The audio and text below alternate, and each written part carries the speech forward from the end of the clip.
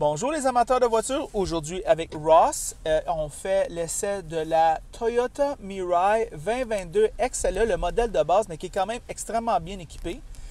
La Toyota Mirai est vendue en deux versions, XLE et Limited. Nous avons le XLE. Il est éligible au crédit combiné de 12 000 au Québec.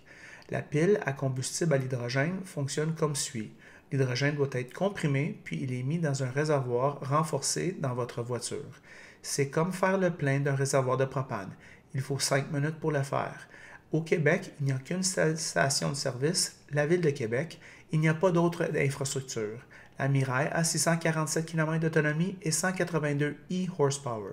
L'hydrogène est converti en vapeur d'eau en utilisant de l'oxygène ambiant pour produire de l'électricité, qui charge une petite batterie haute tension qui entraîne le moteur électrique. Par conséquent, l'expérience est comme une voiture électrique, c'est-à-dire très coupleux pour une expérience de conduite urbaine haut de gamme.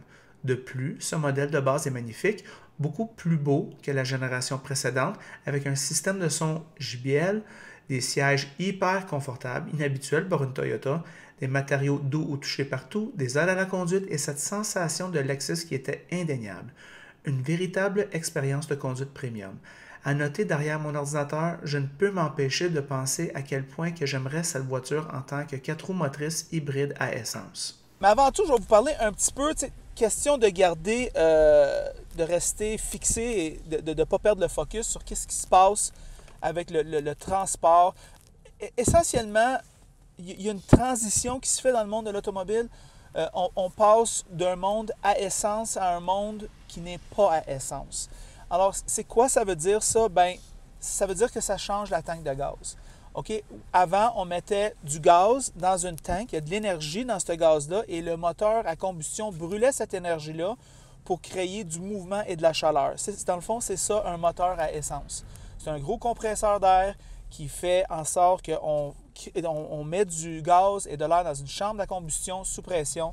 Et puis, c'est ça qui crée de la chaleur et du momentum en la forme des cylindres qui bougent. Le problème, c'est que le gaz, c'est un carburant fossile et quand c'est brûlé, un des produits que ça fait, c'est des gaz CO2.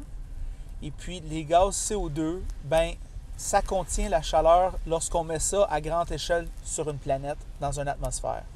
Alors, ben, c'est ce qui arrive. Alors, on va vers d'autres choses. C'est de remplacer la tank de gaz. Dans le fond, le défi, c'est de remplacer la tank de gaz. Il y a l'option batterie. Bien, la batterie, c'est très bon parce que tu peux prendre l'électricité de n'importe où, n'importe comment, la mettre dans ta batterie et l'électricité dans cette batterie-là va faire avancer votre voiture.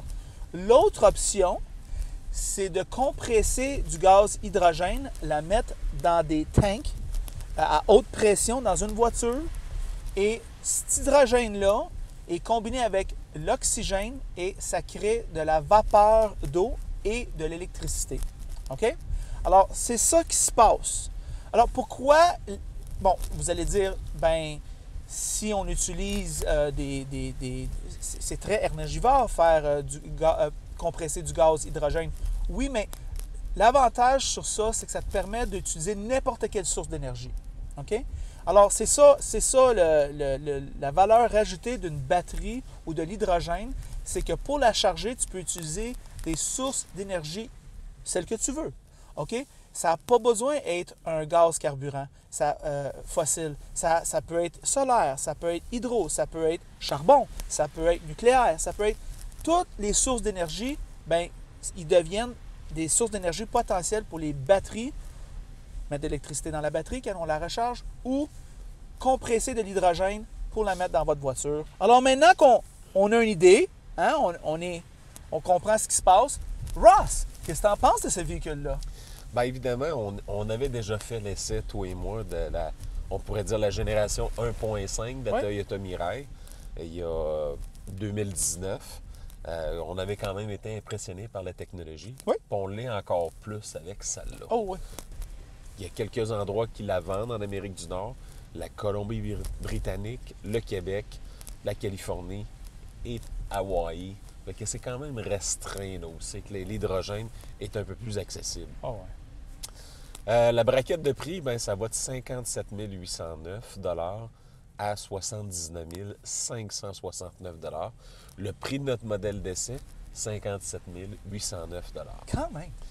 Fait que on a quand même une bonne autonomie. Quand on a le réservoir plein en hydrogène, on peut atteindre un maximum de 647 km d'autonomie.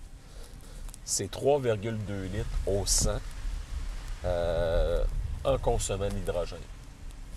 Hydrogène qui se situe au prix de l'essence, grosso modo, mais la seule pompe à hydrogène commerciale disponible au Québec est située dans la ville de Québec. Fait que ça restreint un peu là, les transports, comme on dit. Technologie qui est beaucoup moins affectée par le froid. Voiture très exclusive également. Fait qu'évidemment, on est dans un véhicule qui est presque un projet expérimental là, chez Toyota. C'est un peu là, pour, disons, casser la glace, on pourrait dire, pour donner une vitrine technologique au niveau du manufacturier. Équipement très complet, même si on a le véhicule d'entrée de gamme. On n'a pas de tout ouvrant, mais quand même, disons, toutes les commodités sont là, sans problème. Évidemment, l'habitude de ravitaillement, c'est un peu comme faire le plein d'une bonbonne de propane pour votre barbecue, mais adapté à l'automobile. Fait que, en termes d'utilisation, en termes de facilité de ravitaillement, bien, c'est plus comme une voiture à combustion interne pratiquement, sauf qu'on a une pile à combustible. Et les émissions polluantes, il n'y en a pas. Tout ce qui sort de l'échappement, c'est de l'eau en vapeur. La même chose que vous avez de votre bouilloire électrique à la maison.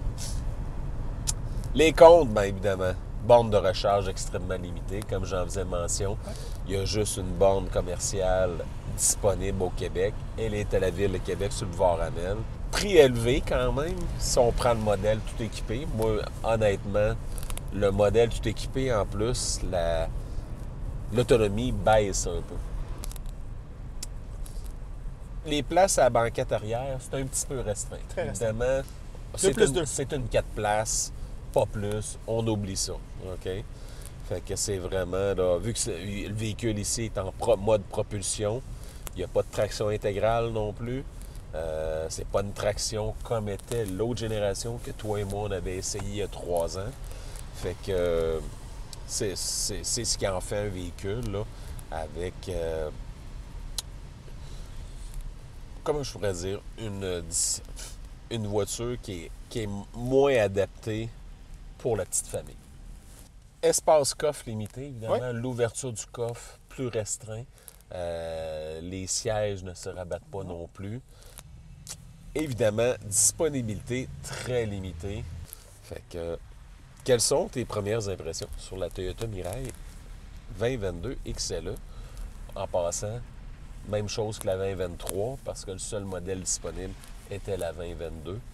Mais il n'y a pas de changement en 2023 sur ce modèle-là. Ross, j'adore cette petite voiture-là. J'aime le look. Moi, je pense, Ross, on a tendance à, quand on fait les essais routiers de voitures avec des nouvelles technologies, on a tendance à peut-être regarder beaucoup la technologie puis pas assez la voiture. Puis à un moment donné, les gens, il faut qu'ils achètent une voiture. Oui. OK? Alors, comment qu'elle performe comme voiture? Moi, je te dirais, Ross, je sens que je suis dans une Toyota, mais c'est plus une Lexus. Oui, tout à fait. OK? Par sa finition, par la présentation de la planche de bord, on est vraiment plus en territoire Lexus. Je l'aime mieux que la ES. Oui, moi aussi. Alors, ben c'est très bon. 58 000. Oui. Quand même.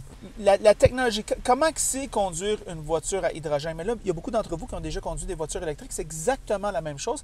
C'est-à-dire que c'est un moteur électrique qui fait avancer la voiture. Alors, le sentiment qu'on a lorsqu'on pèse sur l'accélérateur et tout ça, c'est exactement comme une voiture électrique. Ici, c'est un moteur, c'est une pile combustible qui charge une batterie, qui est essentiellement très similaire à une batterie hybride, sauf que le voltage a été haussé à l'os pour pouvoir donner plus de puissance. Et c'est une expérience d'accélération égale à une voiture électrique. Alors, à ce niveau-là, c'est excellent parce que c'est très raffiné, ce genre de système de propulsion. On sent, surtout en ville. Surtout en ville, là, lorsqu'on accélère, on sent le couple instantané qui te pousse. Alors, ça fait pour une expérience de conduite urbaine agréable. OK? On a ici un volant gainé de cuir qui est vraiment doux à prendre en main. Des bancs Toyota que, ma foi, sont confortables. Ah, c'est probablement un des sièges les plus confortables que j'ai jamais essayé en Toyota. Je veux dire, ouais. puis même, toutes catégories confondues, vraiment confortable. Ouais. On peut passer des heures ici. Ross, j'aime le look Berlin Sport Class. Ça me plaît. L'intérieur ici, mon Dieu, toutes les textures sont douces. Il y a un petit peu de plastique noir, brillant. Ils appellent ça en anglais du piano black. Puis ça, le problème avec du piano black, c'est que c'est beau quand c'est propre. C'est moins beau quand c'est moins propre. Puis avec le temps, si on est un petit peu cabochon lorsqu'on nettoie notre voiture, ça a tendance à faire des micro-égratignures. Puis ça devient moins lustré avec le temps. C'est ça ce qui se passe là. C'est comme n'importe quel noir laqué. Oui, c'est ça. fait ça. C'est ça. Une voiture qui se conduit super bien. Alors moi, je te dirais, Ross, j'ai pas grand-chose à rajouter, à part les faits que tu as mentionnés à propos des caractéristiques au niveau de gazé, puis l'autonomie. Le ravitaillement, c'est vraiment... Okay. Là, tu l'as tout couvert. Si on fait abstraction là, de la disponibilité, moi, ça serait un véhicule... Là, si l'hydrogène était accessible comme un véhicule à essence, je ne songerais même pas à une voiture 100% électrique à batterie. Alors, et voilà. Alors, ça c'est une perspective intéressante. Ça résume nos pensées sur le très bon Mirai. En passant, si vous aimez la vidéo, aimez-le. Si vous ne l'aimez pas, aimez-le pas. Et si vous l'aimez beaucoup, mais franchement, abonnez-vous à la chaîne. Et c'est tout.